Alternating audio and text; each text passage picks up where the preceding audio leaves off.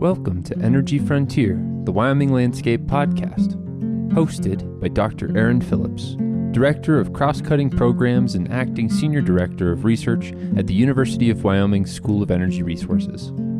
The show highlights SER's role in supporting our mission to promote energy-driven economic development in the state of Wyoming.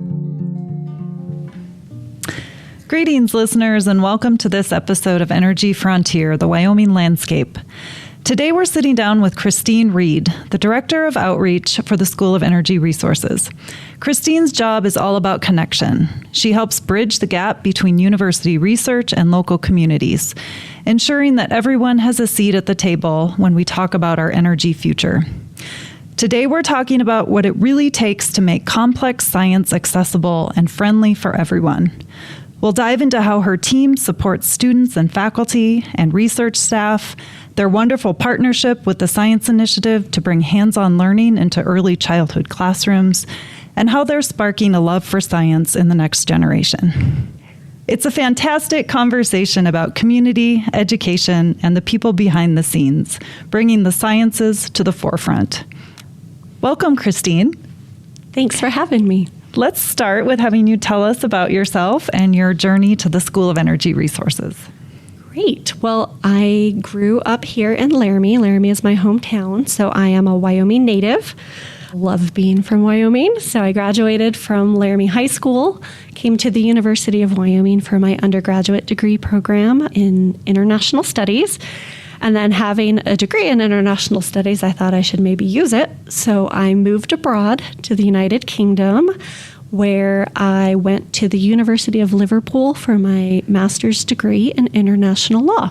And I stayed over there. I was over there for about 4 years, but sort of during recession time. So missing my family, needing a job, I came home. But I got a job at the University of Wyoming's College of Law, where I worked for over a decade and a half, sort of doing outreach and communications.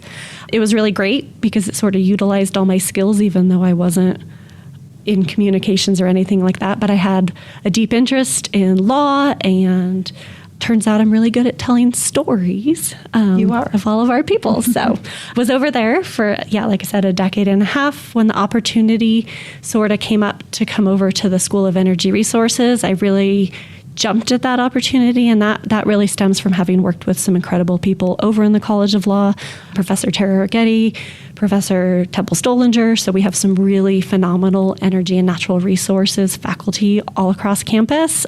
Gaining that exposure to them really piqued an interest for me in energy law. So I did also start taking classes here at UW. So one of the amazing things about working at UW is that we promote education constantly, right? You should always be working to improve yourself. So I took free classes all throughout my early career here, earning both a degree in Spanish, and then started taking the classes over here in the School of Energy Resources, sort of with the eye on becoming a landman later on down the road. So when the opportunity arose to come over here, I jumped at it, and actually I just love what I do. I'm so excited to tell the stories of all the people here at the intersection of energy and communications and law and everything.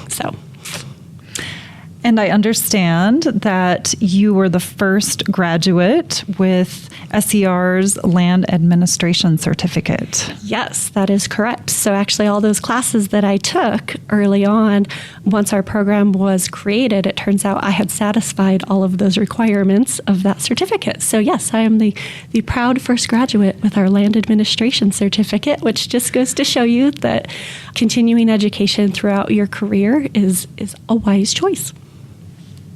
Excellent. Such an interesting background that you have, Christine.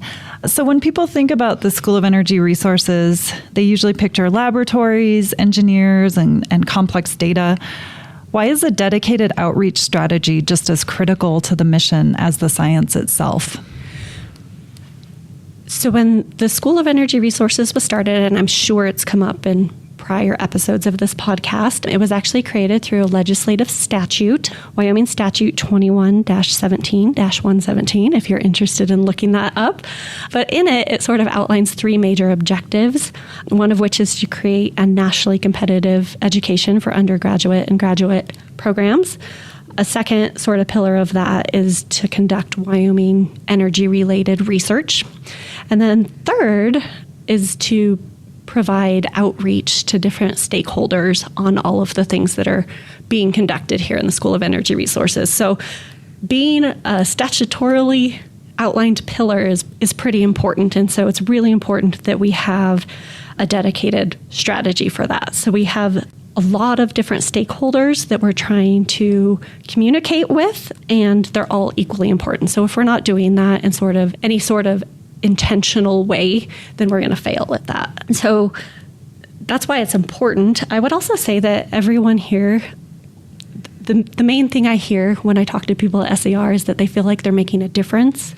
And in order to actually make a difference, we need to make sure people are hearing what it is that they're doing. So we're doing applied research, but how is it actually making a difference in the state? So that's why outreach is so important. I like to use the analogy that you can lead a horse to water. And so that's what we're trying to do, is we're trying to bring that water to all of the people of Wyoming. And that's not to say that we aren't going to run into struggles. Like, we can't make the horse drink the water. We can't make everybody read everything we're putting out. And we certainly are going to have gaps where we're not reaching everybody. But we're definitely working towards doing that. Agreed that it's so important to get the word out on everything that we're doing here. So you also have a really great outreach team that you work with here. Can you walk us through how you and your team approach the overall communication strategy and goals? Yes.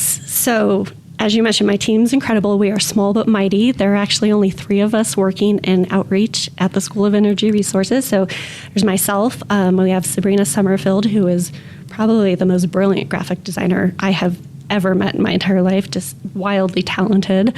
And then Peyton Hayes, who is our events coordinator, also wildly talented. I'm so fortunate to have such a great team helping me out to do this. So, but we actually worked really over the last year, sort of really putting together our comprehensive plan of what our communication strategy is and what those goals consist of.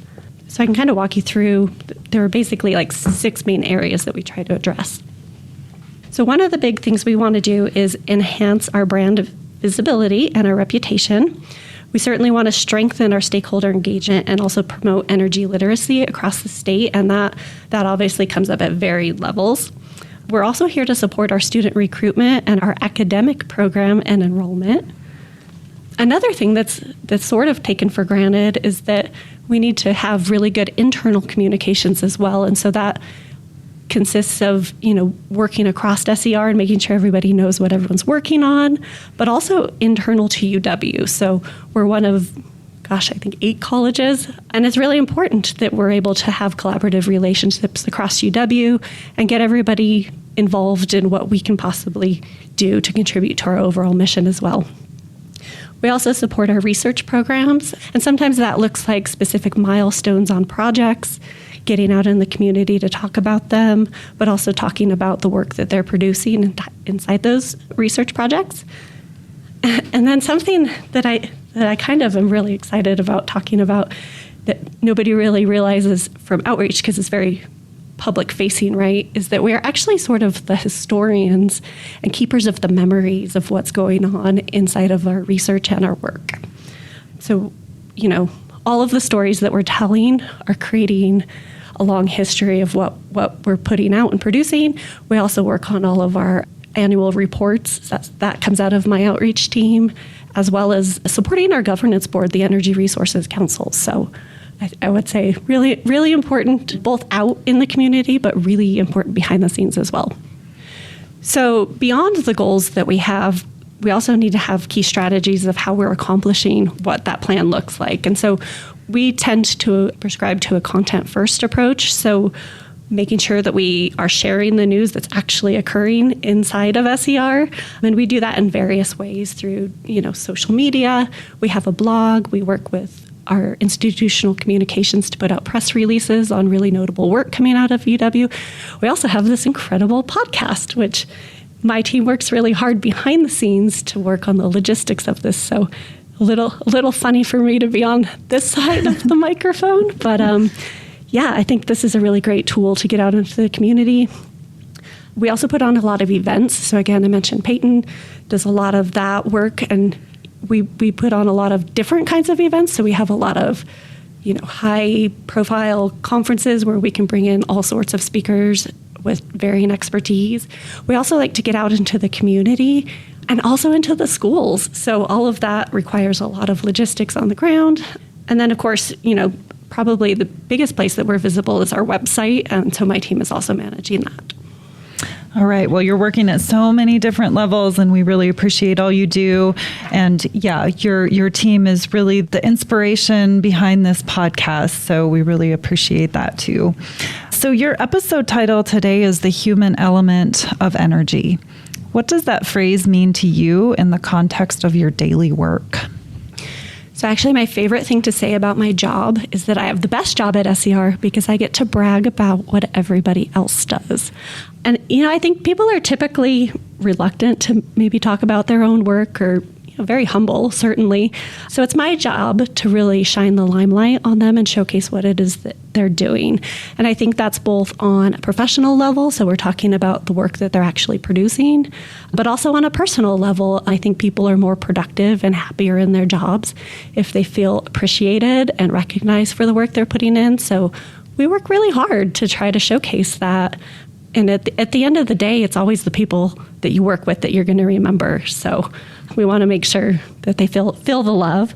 But actually, one of the other big things about that is that the more that we can showcase those successes, the better the institution is as well. So we're really raising the reputation of our people. We're raising the reputation of the institution and really establishing our people as well-known and respected resources in the energy industry. Great. Well, Christine, let's talk a little bit about how complex your job really is. And you talked about this a little bit, but you have to speak to a very diverse group of stakeholders, from academic researchers and industry executives to lawmakers and local citizens. How do you adapt your vocabulary and your message when shifting between these groups without losing the core truth of the message? Sure. Yeah.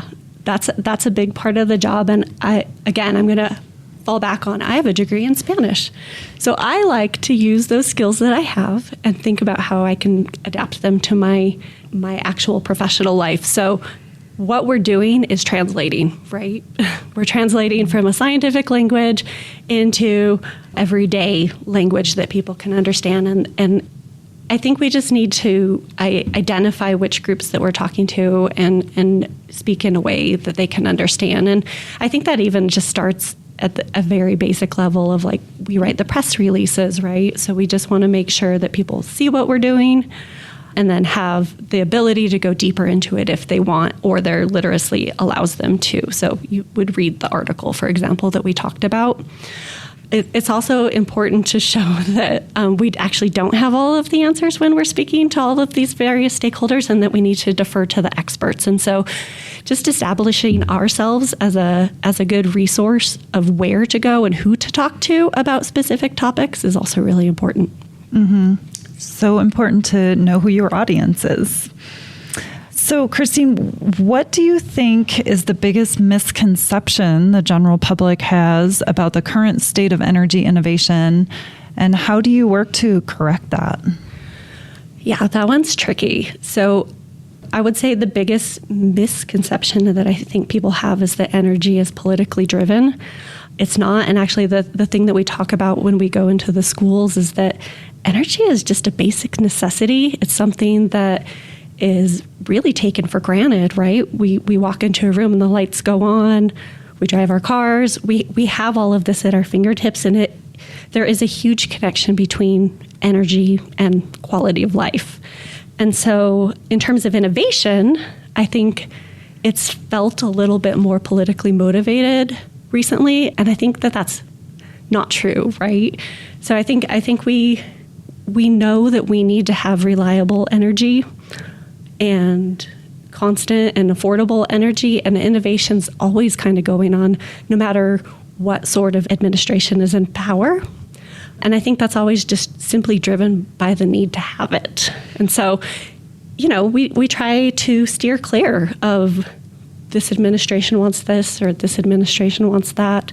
The bottom line is energy is really important, and Wyoming's been really wonderful and supportive across all of the various energy sectors. Our team works across all the various sectors of energy, and we just do what we can to showcase how that can help everybody moving forward. I think that's some really great insight. It's really good to base things in the science and the innovation. So, one more question about the complexity of what you do. Energy can be an incredibly polarizing and emotionally charged topic for communities.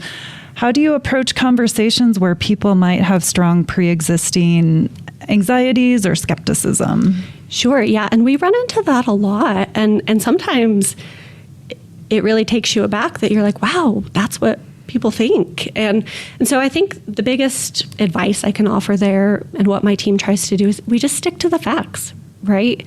So we're not here to convince you of any certain idea, but we can tell you what the science says and what our researchers are concluding based off of that science. We can also tell you realities of the motivations behind doing things. Like a lot of what we do here in Wyoming is economically driven. Sometimes people don't understand that, right? That a certain project might actually have huge benefits for your community based on the tax revenue that's going to result from it. So yeah, just sticking to facts like that, certainly trying to make sure people have resources that they can always look into further. And like, we have wonderful, wonderful resources that our teams are putting out. We have community guide series from one of our research centers, that's looking to answer frequently asked questions. All of our staff and faculty always make themselves available to answer questions for anybody that's interested in learning more. So yeah, I would just say stick to the facts and defer to the experts. Excellent. Well, for me, as part of the Energy Engagement Leadership and Careers program here, it's been really great to work with your team on stakeholder engagement. How do you ensure that outreach isn't just a one-way street of the university, getting information out to stakeholders, but, more of a two-way dialogue where community feedback actually makes its way back to the researchers here at SER?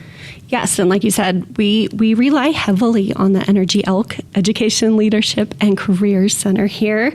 And that team, I think they've been on here before talking about the social license surveys. So we rely very heavily on those to help us get a pulse on what Wyoming citizens are thinking. But a lot of those surveys include questions of how did you hear about us? What's the best way that you can get your news? So we're taking that into consideration. We're able to identify gaps where we're clearly not getting into certain communities on certain topics and able to adapt that way and do better. We also do a lot of exhibition shows at major conferences and things. So we like to have a booth, chat with people, gives them an opportunity to come up and ask us questions. And sometimes those questions I sort of alluded to earlier, we're like, wow, I didn't know someone was thinking about that. And so it makes us think more about ways that we can address some of the things that are coming up and do a better job. So we don't want to be in an echo chamber. We certainly want to hear things that we can do better, things that we're doing great, and then just remaining constant in our touch points with communities. Mm-hmm. And I think that really contributes to building trust within communities. And as you know, building public trust doesn't happen overnight. And you and your team have done such a wonderful job of building this trust in Wyoming communities. How do you maintain long-term relationships with communities so that they view the School of Energy Resources as an objective partner over the years and not just, say, during a single project timeline? Yeah, and I think you kind of said it in the question. We have to maintain. It is having constant touch points, constant communication. We can't just have a big conference, for example, and then be like, wait, we did this thing, high fives all around, we don't have to do it again. So much of what we do is finding out that we're having the same conversation over and over and over again. And that's okay. I mean, what do we say? That causes maximum retention, right? To repeat ourselves. And so, yeah, it's making sure that we are establishing ourselves as a trusted resources out there in the community over and over and over again. So it isn't just the new things that are coming out that we're talking about. We're continuing to talk about everything always.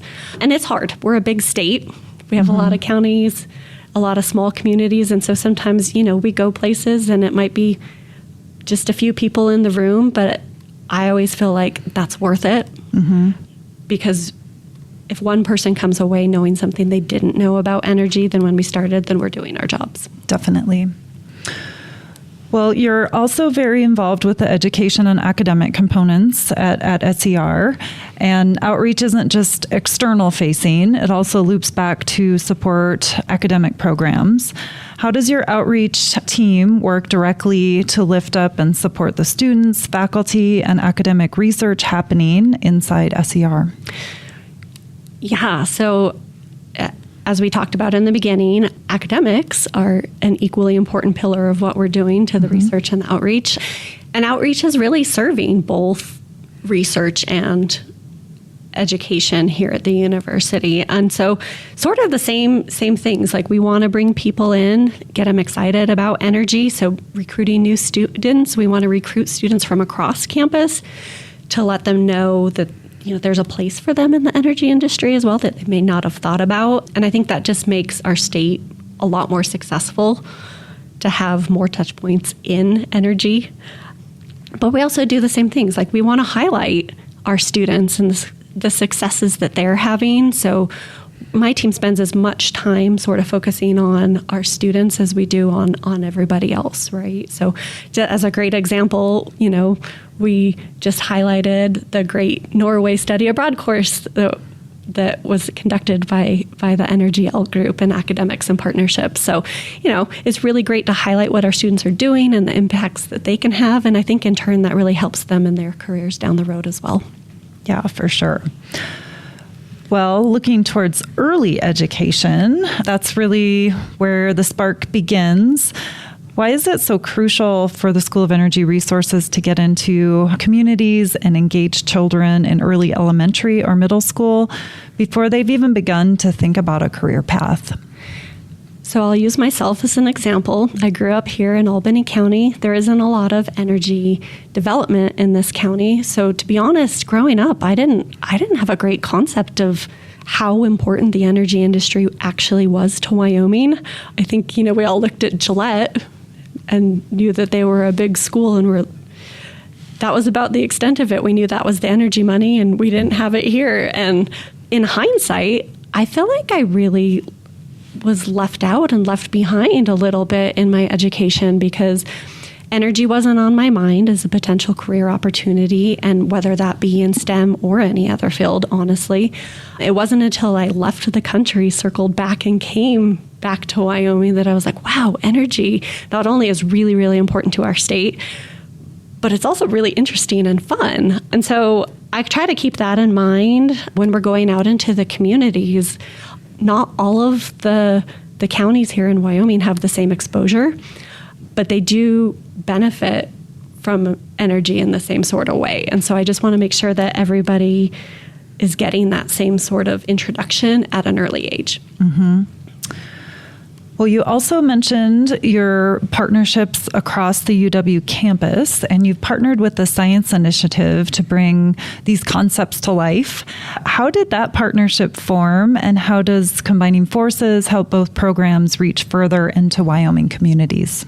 Gosh, there are so many programs at the University of Wyoming that are absolutely incredible and out there in the communities helping each other. Mm-hmm. I think one of the gaps that we were all sort of suffering from in recent years is we're all doing the same thing but not communicating with each other. So there's definitely been a concerted effort across campus to have a little bit more cohesive outreach strategy.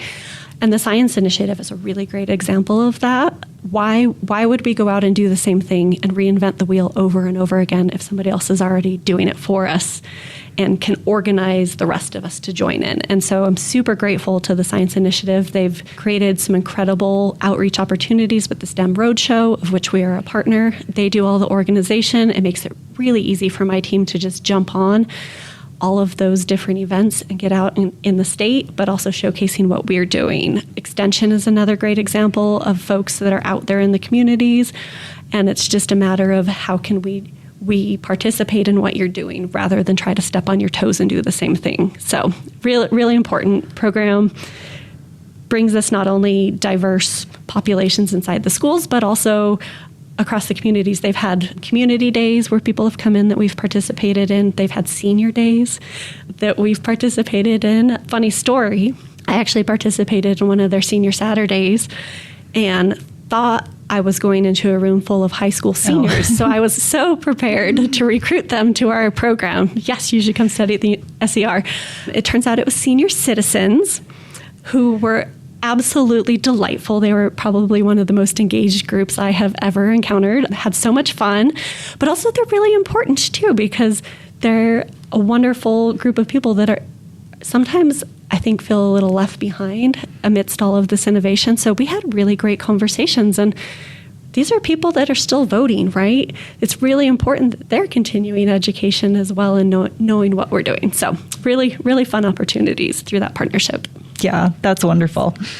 Well, we need to talk about the legendary Energy Bingo game. And I recently had the chance to play this at one of our Energy Resources Council meetings. And it's really a brilliant and tactile tool for SER.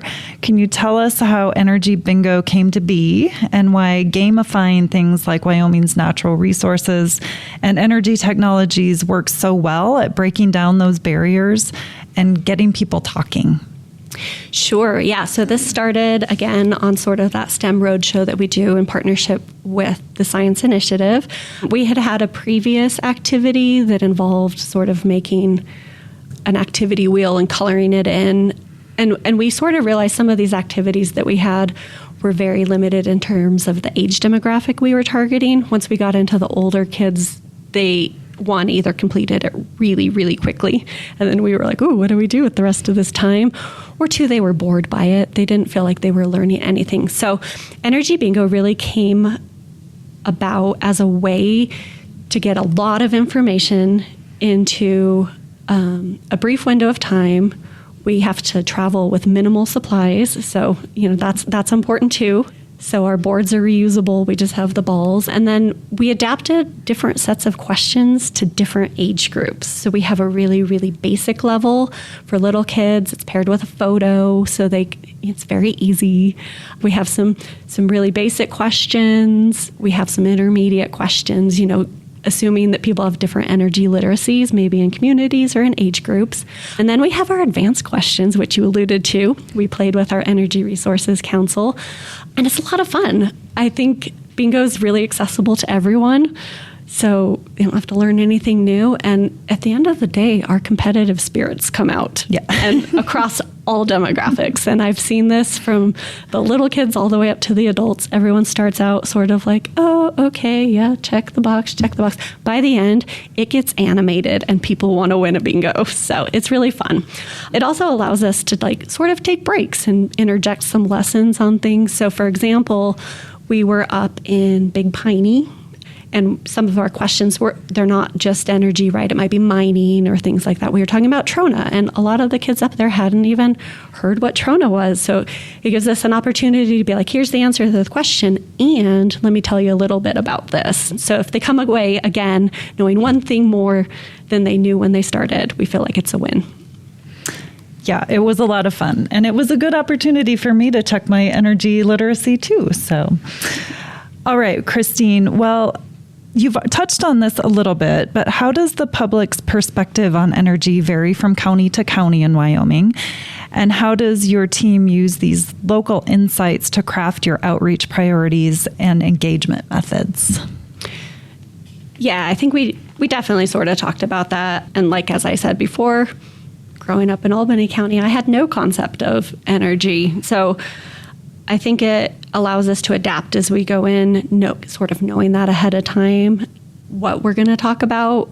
It also just sort of reinforces that exposure is really important across all of the counties, right? So, and the hope is that as we go into different counties, the energy literacy is increasing with these constant touch points, right? So actually sort of going back to Energy Bingo, that's another beautiful thing about the game is that we can do it over and over.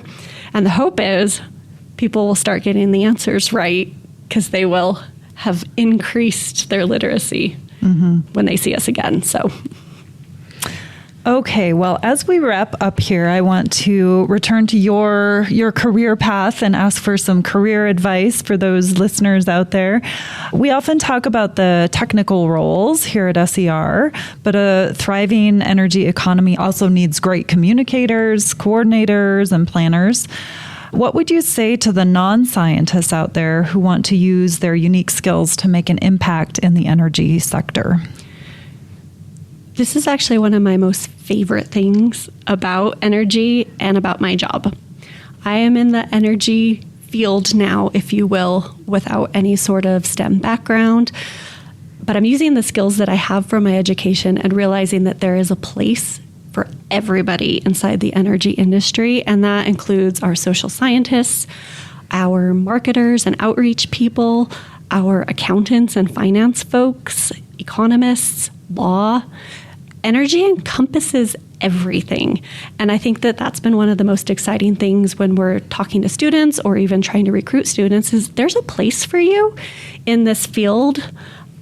And I think that really opens that up for a lot of different career opportunities. So, for example, I think a lot of students end up coming to the University of Wyoming at the age of 18 thinking they have to fit inside a box for a career. And that's like a huge weight to make that decision at such a young age, especially when you don't really know what's out there.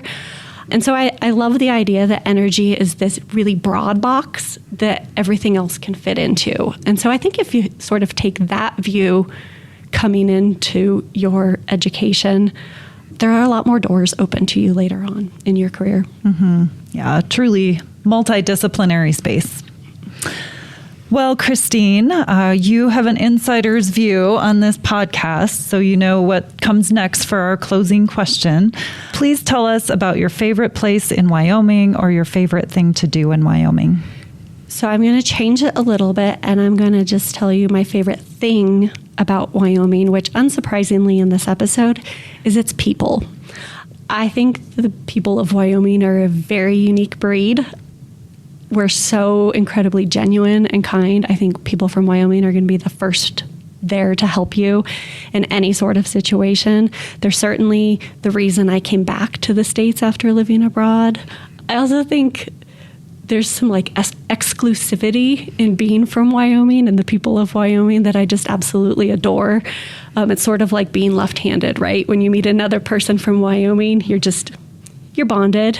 And I can say that for having traveled abroad too. Like if you see anybody in an international airport with that little steamboat logo, I immediately talk to them and they're immediately friendly and kind, and we're buds because we're both from Wyoming. So I would just say the people of Wyoming are what really make it great.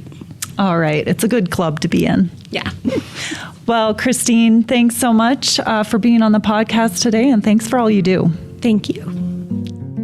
Thank you for listening to this episode of Energy Frontier, the Wyoming Landscape, the podcast that highlights the School of Energy Resources at the University of Wyoming. You can expect a new episode of Energy Frontier every other Wednesday on Apple Podcasts, Spotify, or wherever you listen to podcasts. See you next time.